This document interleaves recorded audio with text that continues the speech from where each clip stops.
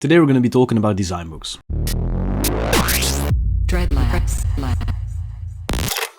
What's going on, everyone? My name is Tom from Dreadlabs. I am a graphic designer, and in today's video I'm going to highlight 3 of my favorite design books. I have a large collection of books that really inspire me as a creator, and this is part 2 of a series where I go over my collection. So if you want to check out part 1, there's a link down in the description. But for now, let's get into the top 3 of this video. So the order that I'm going to place these books in is a top 3. So number 1 is actually my favorite book of this video. But the first book I'm going to talk about is Japanese Graphics. So Japanese Graphics by Sandpoints. As the title implies, this book contains a lot of work from Japanese designers. From packaging to branding to logo designs, this book contains a lot of the Japanese design history, as well as a lot of highlights and other cool projects that you can look into. You'll get a lot of insights as well about what influenced graphic design in Japan. One of my favorite of these is ukiyo-e. I hope I pronounced that correctly. But basically, ukiyo-e is a form of art that was a very prominent thing during the Japanese Edo period. I'm probably going to get butchered in the comments because I'm going to pronounce all of these Japanese words wrong. But especially these types of art really inspire me as well. But basically the thought behind this, the floating world, is something that really sparks my interest. So yeah, that's something that I personally really like about this book, that you can also have the history of certain design aspects and things that influence Japanese graphic designers, and that's quite a big difference compared to what we learned as European graphic designers, now that I think about it. Basically, after some history lessons, the second section of the book starts, and these are basically highlights in different media outings. So basically you're going to see all kinds of different types of work, such as packaging, logo design, branding and stuff like that, and every page highlights one project by a certain designer. So this book's style stays away a little bit of what you're used to from my channel, but regardless of that, this is something that really inspires me, and I always think it's a good idea to have a really broad section of inspiration for yourself as a creator. If you want to narrow yourself down, you're going to get tunnel vision. Drawing inspiration from other things really helps you evolve as a creator, in my opinion. For example, last year this book really helped me design the branding of a sushi place here in the Netherlands. Alright, on to the next book, number 2 on this list, and that's Rave Art by Louise Berlin. This book has really given me a lot of inspiration over the years. I'm super happy that I bought this because this is probably the most detailed, intricate rave art overview in a book that I have in my collection. Also, Dreadlabs colors.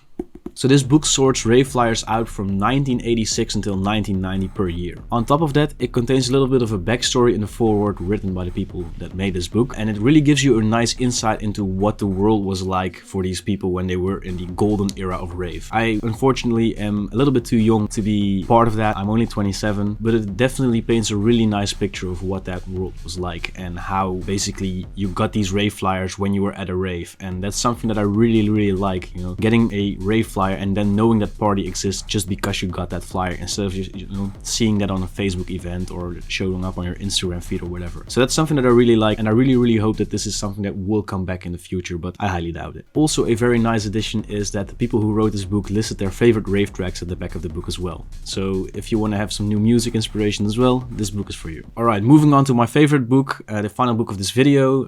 Before we do that, actually, I want to ask you to subscribe to the channel if you haven't already. I upload a lot of weekly content for you guys, including inspiration, tutorials, podcasts and stuff like that. So if you want to stay in the loop, please leave a like and a subscribe if you haven't already, because that really helps me out as a creator as well. And if you don't like the channel, you can always unsubscribe at any time if you feel like it. Alright, moving on to the final book, which is Maze Book by Yuta Kawaguchi, aka Guccimaze. You might have seen this guy because it's basically, if you are into Chrome type, this is the person that made this style popular a few years ago. This guy is actually one of my favorite designers, so when he announced that he was releasing a book, I just had to go and grab it. The shipping costs were insane for a person from Europe, but it was definitely worth it. This is definitely the most well-designed book that I've ever laid hands on, and the cool part about the production of this book is actually that it contains different textured pages. If you take a look at this, some of the papers are actually really glossy, and the other parts of the paper are like this really cool 3M reflected textured paper, and these are duotone as well. So yeah, it's really cool to see that how much effort was put into this book. So as of recording this video, this book is still available.